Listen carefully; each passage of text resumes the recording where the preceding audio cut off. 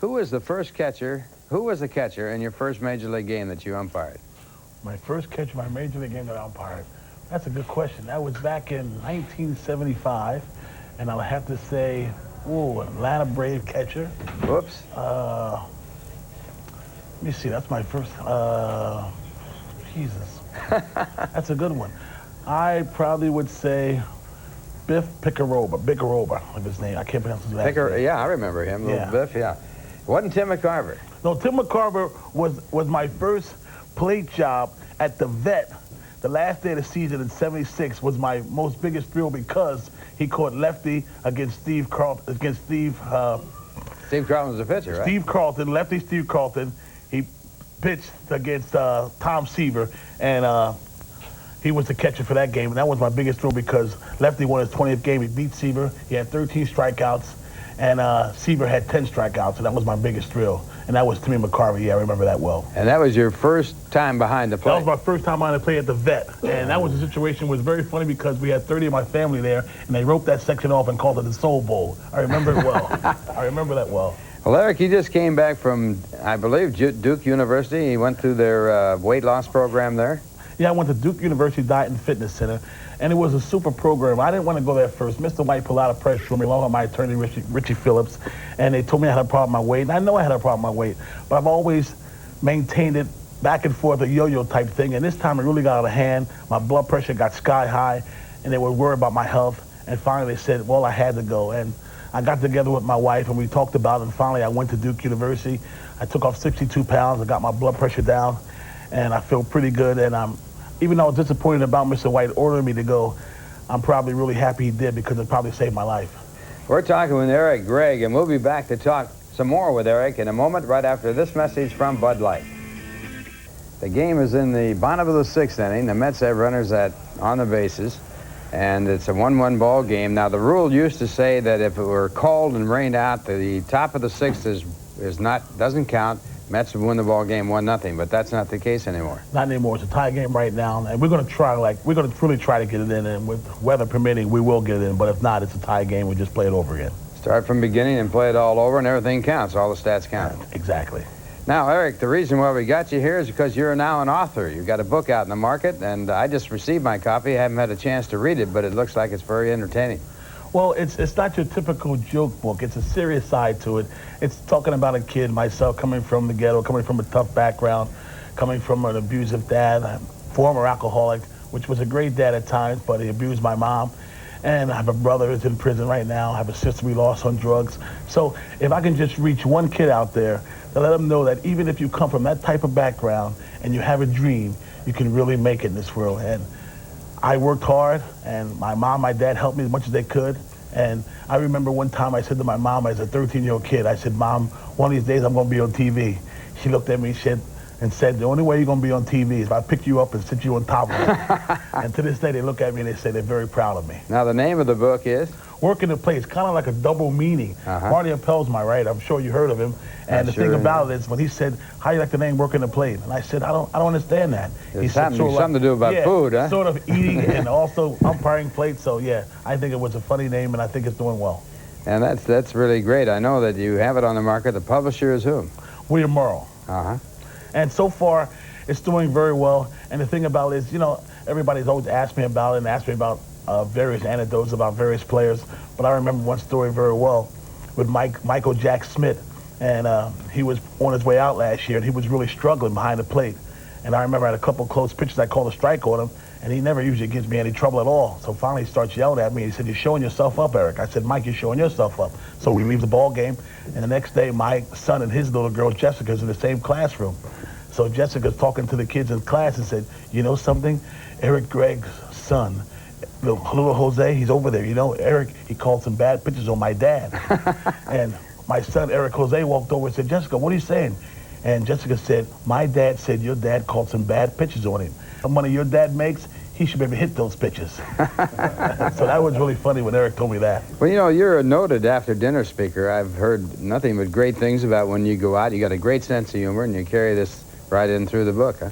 Well, yeah, I actually love what I'm doing, and I'm very fortunate to be here. You know, a lot of guys go out there. I work with the great guys like the Doug Harveys and the Jerry Crawfords and guys like that. And, you know, you're lucky to be with such a good crew with Dana DeMuth and these guys when you get along, because umpiring is such a tough profession. If you're working with guys you don't get along, it can really be a long year. Well, the hard thing about being an umpire is you really don't have a hometown. You're moving all the time. Of course, now you do get vacations. That helps a little bit. Yes, we get a 2-week vacation thanks to Richie Phillips, our attorney. And it's tough because we're still away from our homes. I mean, ball players, they get a 15-day homestand, which is great, and they get home a lot. They have maybe 9 or 10 homestands throughout the year, but we don't.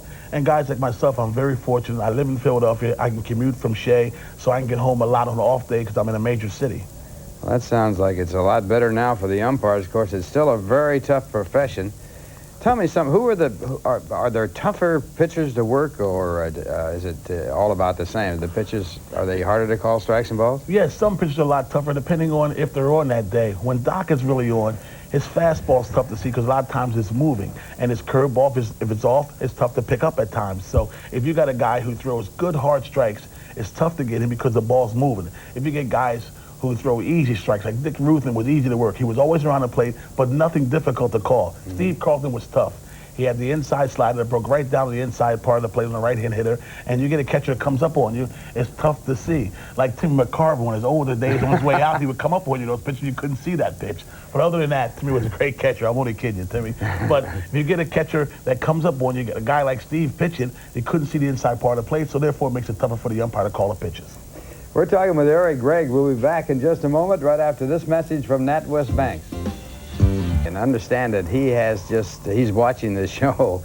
And of course, he is one of the great umpires of all time. And he said that the new rule is the game is suspended from this point on if it's not resumed. That's why we call him the Lord, and that's why he makes an extra $10,000 a year, because he's a crew chief and one of the best ones. He's right. It's a suspended game. We pick it up from the point, so we won't have to wait 8 hours for this one tonight.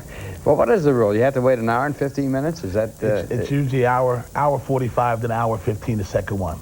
That's what it is. Is that in the rules, or? That's in the National League manual. Okay. In the regular rule book for minor leagues, it's 30 minutes.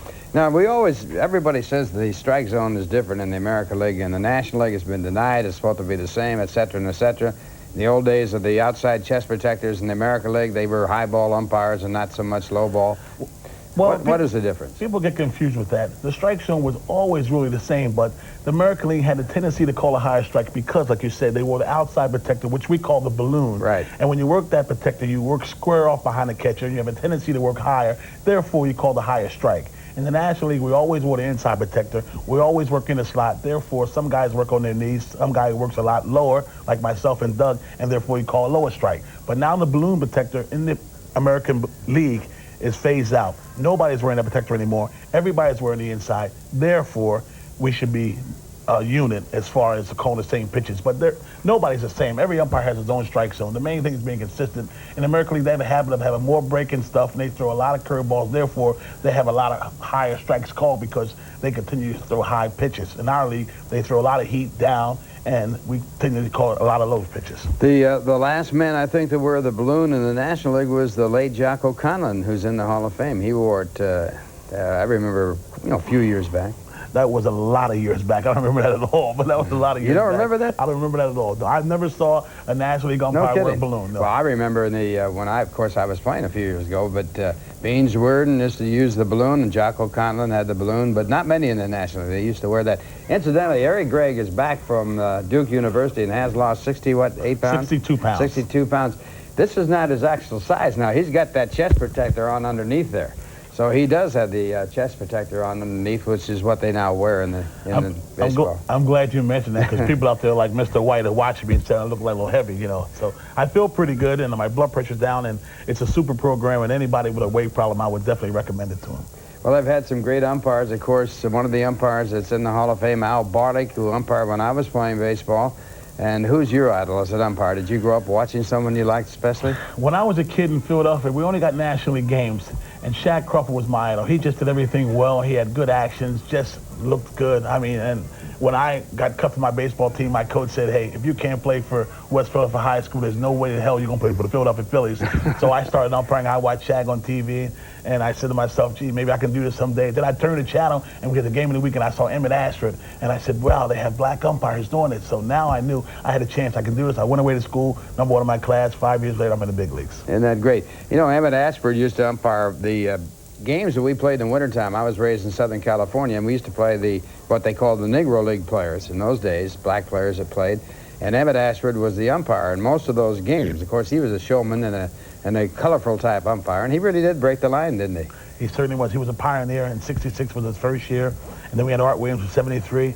Then yours truly came up in '75. So, you know, people always tell me about we have a lack of black managers. There's been more black managers in Major League Baseball than there have been black umpires. Is there a reason for that? I mean, how many people want to be an umpire, first of all? The average black kid wants to be a Michael Jordan or Willie Mays or Dr. Gooden. I mean, the average black kid does not want to be an umpire. And hopefully someday, if my book does very well like we hope to, when they see me on TV, maybe we get more kids out there who want to become an Eric Gregg. You never know. Well, the salary rate has gone up considerably since in the last, 12 years? Since 1979. We were second-class citizens. Along came Richie Phillips. He put us on the map, no doubt about it.